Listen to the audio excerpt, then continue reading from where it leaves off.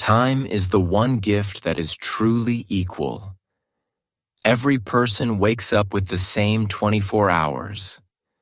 The richest person in the world cannot buy one extra minute. The busiest person cannot borrow tomorrow. And once a moment is gone, it never comes back. So why do some people build meaningful lives, while others stay busy every day but still feel they have no time? The answer is simpler than most people think. Your life is not shaped by the amount of time you have. It is shaped by what you choose to do with it. Every small choice matters. 5 more minutes in bed. 1 more scroll on your phone. Another email before dinner. Another promise to yourself that can wait until tomorrow. One choice may seem small, but hundreds of small choices quietly become the story of your life. Michael didn't understand this. He often said, "I'm just too busy." He believed his problem was a lack of time. He worked hard. He answered every message. He rarely took a real break. Yet somehow the people he loved received whatever time was left. Then one ordinary evening, something happened that made him question everything. It wasn't a big mistake. It wasn't a life-changing disaster. It was one simple moment. A moment that made him realize he wasn't losing time. He was losing something far more valuable. Let's begin. Part 1. Always busy. Michael's alarm rang at 6:30 every morning. He reached for his phone before he even got out of bed. 1 message became 5. 5 became 20. By the time he looked up, nearly 30 minutes had passed. "I'm already late," he said to himself. He skipped breakfast, grabbed a cup of coffee, and hurried out the door. The rest of the day felt exactly the same. Emails, meetings, phone calls, deadlines. Whenever someone asked how he was doing, he always gave the same answer. "I'm busy." His coworkers smiled. I know the feeling. Being busy had become normal, almost something to be proud of. Around lunchtime, his friend Alex stopped by his desk.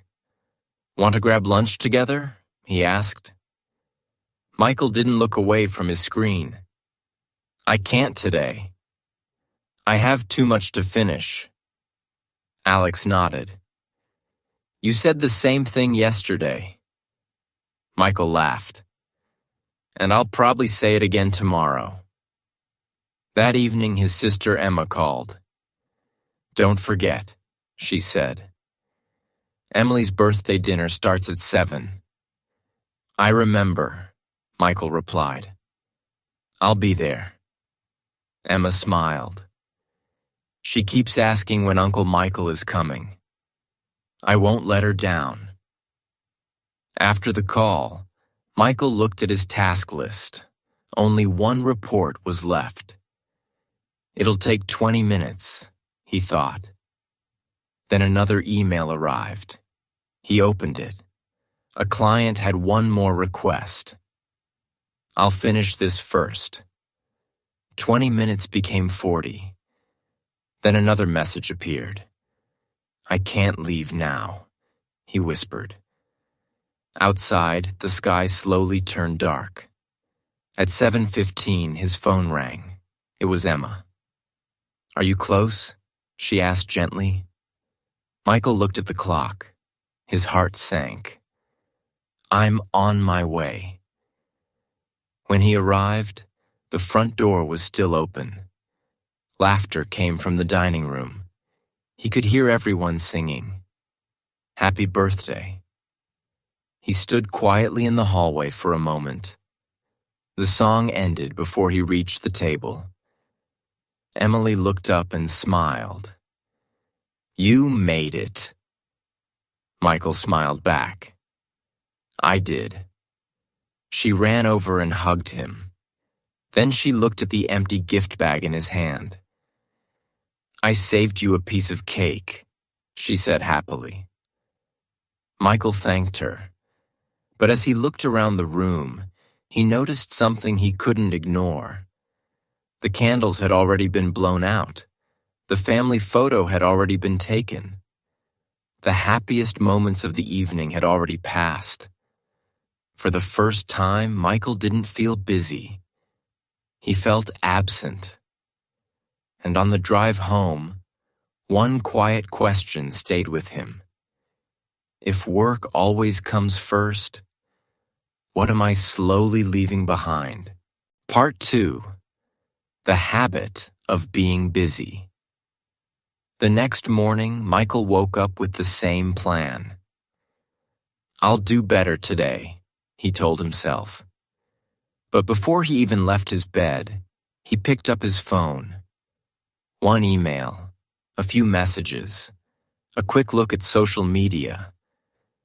When he finally stood up, 25 minutes had disappeared. He smiled to himself. Not a great start.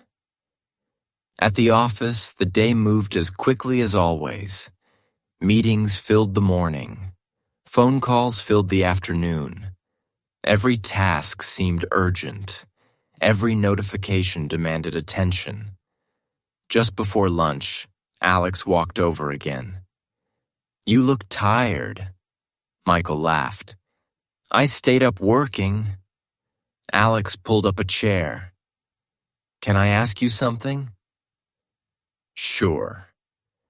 "When was the last time you had lunch without checking your phone?" Michael thought for a moment.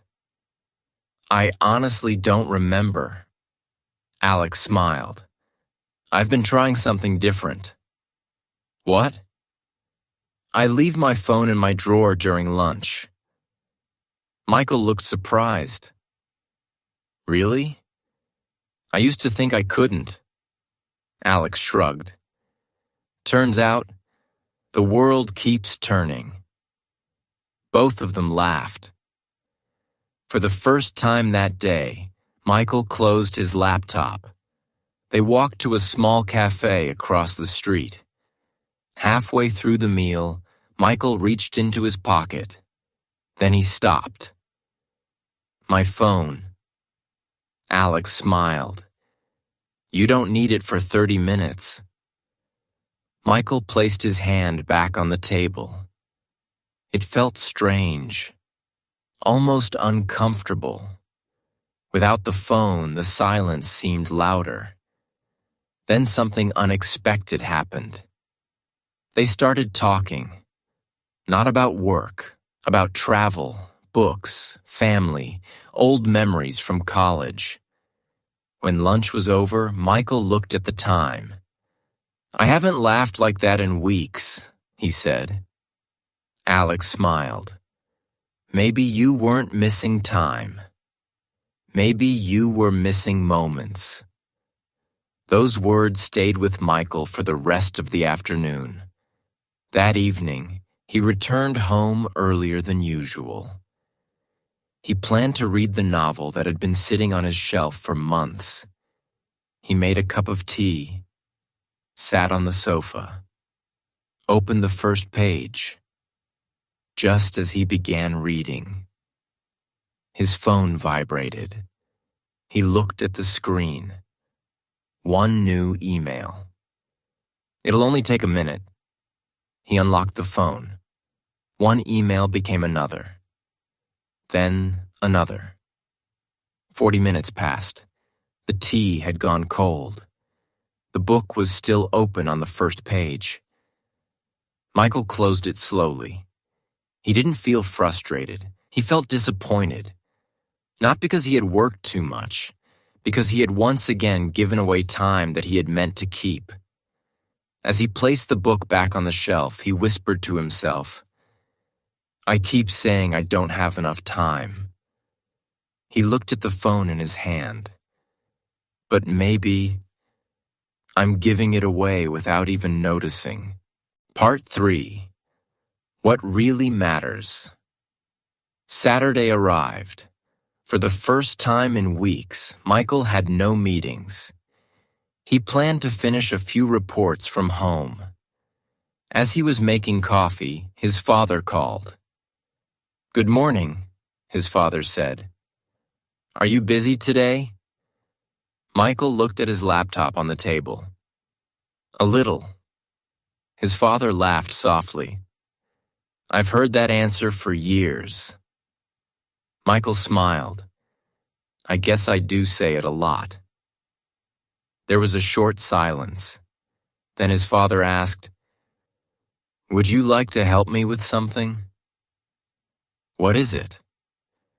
"I need to clean the garage."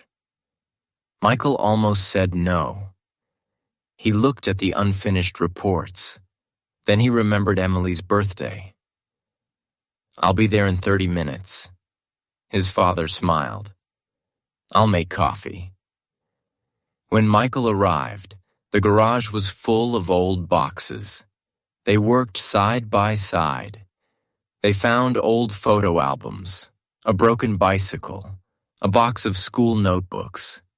His father picked up a small baseball glove. "Do you remember this?" Michael laughed. "I haven't seen that in years." "You wanted to play every weekend." "I did." His father smiled. "And I never said I was too busy." Michael looked at the glove without speaking. His father wasn't criticizing him. He was simply remembering. A little later, they sat down to rest. His father poured 2 cups of coffee. The afternoon was quiet. Birds sang in the garden. Neither of them felt the need to rush. After a while, Michael asked, "Dad, how did you always find time for us?" His father smiled. "I didn't." Michael looked confused. "What do you mean?" "I had the same 24 hours you have now. I worked. I paid bills. I worried about many things." He took another sip of coffee. "But every evening I asked myself one question." Michael waited. "What will matter when this day is over?" He looked at Michael and continued. "Some days the answer was work. But most days, the answer was people." Michael looked down at his cup. He thought about the birthday dinner, the unread book, lunch with Alex, the hours lost to endless scrolling. None of those moments had disappeared because he was lazy. They disappeared one small choice at a time. His father stood up and closed one of the old storage boxes. "You know," he said with a smile, "life doesn't usually change because of one big decision. It changes because of the small decisions we repeat every day." On the drive home, Michael didn't turn on the radio. He drove in silence. When he stopped at a red light, he looked at the clock on the dashboard. For the first time, he didn't think, "I wish I had more time." Instead, he asked himself, "What is the best way to use the next hour?" It was a simple question, but it felt like the beginning of a different way of living. When he arrived home, he opened his notebook. At the top of a blank page, he wrote just one sentence. "Time doesn't disappear. It goes wherever I choose to send it." He closed the notebook. The reports could wait until tomorrow morning. That evening, Michael called his sister. "I was thinking about Emily's birthday," he said. "I'm sorry I missed the best part." Emma smiled on the other end of the phone. "I know." Then she added gently, "You can't change last week. But you can choose next Saturday." Michael smiled. I will. And for the first time in a long while, he believed those words. Part 4. Small choices, big changes. Monday morning arrived. Michael reached for his phone as soon as the alarm rang. His hand stopped halfway. He smiled. Not this time. He placed the phone back on the nightstand. Instead, he opened the curtains. The morning sunlight filled the room. He stretched, made breakfast, and enjoyed his coffee without looking at a single notification. It wasn't a big achievement, but it felt different. When he arrived at work, he opened a small notebook before opening his email. At the top of the page, he wrote 3 things. Finish the marketing report. Call Emma. Leave the office by 6 p.m. Nothing more, just 3 important goals. As the day became busier, new emails kept arriving. His phone buzzed again and again. For a moment, he wanted to answer everything immediately. Then he remembered something his father had said. What will matter when this day is over? He looked at the report on his screen. That was the answer. He finished the report before opening the next email. For the first time in months, one important task was completely finished before lunch. That evening, Alex stopped by his desk. Still working? Michael looked at the clock. It was 5:55. He smiled. No? I'm going home. Alex laughed. I don't hear you say that very often. Neither do I. Michael packed his bag. A new email arrived just as he stood up. He looked at the screen. It wasn't urgent. Tomorrow morning would be soon enough. He closed his laptop. As he walked through the parking lot, he noticed something unusual. He wasn't rushing. He wasn't thinking about work. He simply enjoyed the cool evening air. When he arrived at Emma's house, Emily was playing in the front yard. The little girl saw him and ran over with a big smile. Uncle Michael, I thought you might come today. Michael smiled. I promised. She took his hand and pulled him toward the garden. Come and see my flowers. For the next 30 minutes, Emily talked about every flower she had planted. She showed him the tallest sunflower, the smallest rose, the tiny butterfly that landed on a leaf. Michael listened carefully. He didn't check his phone once. As the sun began to set, Emma walked outside. She smiled as she watched them talking. It's nice to have you here. Michael looked at his niece, then at his sister. I almost missed this. Emma nodded. But you didn't. On the drive home, Michael realized something important. He hadn't found extra time. The day still had 24 hours. The difference was simple. He had stopped giving his best hours to everything and started giving them to what mattered most. That night, before going to bed, he looked at the 3 goals in his notebook. Each one had a small check mark beside it. He smiled. It wasn't the busiest day of his life. It wasn't the most successful day of his career. But it was one of the most meaningful days he had lived in a very long time. Part 5. A life measured by moments. Several weeks passed. Michael's schedule was still full. His inbox still filled with new emails every day. Deadlines still came. Unexpected problems still appeared. Life hadn't become easier. But Michael had become different. One Thursday afternoon, his manager stopped by his desk. "Michael, could you finish this tonight?" Michael looked at the document. It was important, but it wasn't urgent. He looked at the clock. It was almost 6. He remembered he had promised Emily he would watch her school music performance. A few months earlier, he would have stayed without thinking. This time, he smiled politely. "I can finish it first thing tomorrow morning. The report will still be ready before the deadline." His manager looked at the schedule. After a moment, she nodded. "Tomorrow morning is fine. Enjoy your evening." Michael thanked her and packed his bag. As he walked out of the office, he realized something. For years, he had been afraid to ask, afraid to leave, afraid that saying not tonight would make him look less committed. But nothing bad had happened.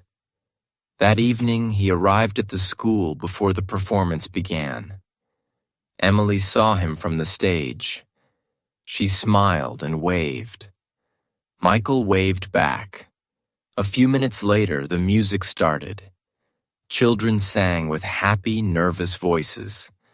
Some forgot the words. Some sang too loudly. Everyone laughed.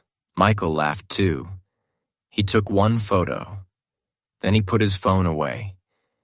He wanted to remember the moment with his eyes, not only with a camera. After the performance, Emily ran into his arms. "You came. I told you I would." She smiled proudly. "I looked for you before we started." Michael felt his heart grow quiet. He understood that being present was more valuable than being perfect. On the way home, he thought about everything that had changed. He still had 24 hours, just like everyone else. The difference wasn't time. The difference was attention. Every day he was choosing where his time would go. And little by little, those choices were becoming the life he truly wanted to live. When he reached home, he opened the notebook that had started it all. He turned to a new page and wrote one final sentence. "Your calendar may plan your days, but your choices create your life." He closed the notebook with a quiet smile. Tomorrow would be another busy day. But now, he knew exactly what deserved his time. Ending. The life you choose. Michael never found an extra hour. He never discovered a secret way to create more time. His days still had 24 hours. Just like yours. The difference was not in his schedule. The difference was in his choices. He stopped asking, "How can I do more?" and started asking, "What matters most today?" That one question changed everything. Maybe your life feels busy right now. Maybe your days are filled with work, messages, meetings, and responsibilities. That's normal. Life is busy for almost everyone. But being busy doesn't always mean you're moving in the right direction. Every morning gives you a new chance. Not to control every minute, but to choose your next one wisely. One conversation, one family dinner, one walk without your phone, one promise you finally keep. Small choices may not change your life today, but they will shape the person you become tomorrow. Now I'd love to hear from you. What is one thing that truly deserves more of your time? Share your answer in the comments. Your answer might inspire someone else to make a better choice today. If this story helped you improve your English or reminded you to spend your time more wisely, please like this video and subscribe to the channel. Every story we share is written to help you learn natural English while discovering simple lessons that bring more meaning to everyday life. Until then, protect your time, choose what matters, and remember, a meaningful life is not built by having more time. It is built by making better choices with the time you already have.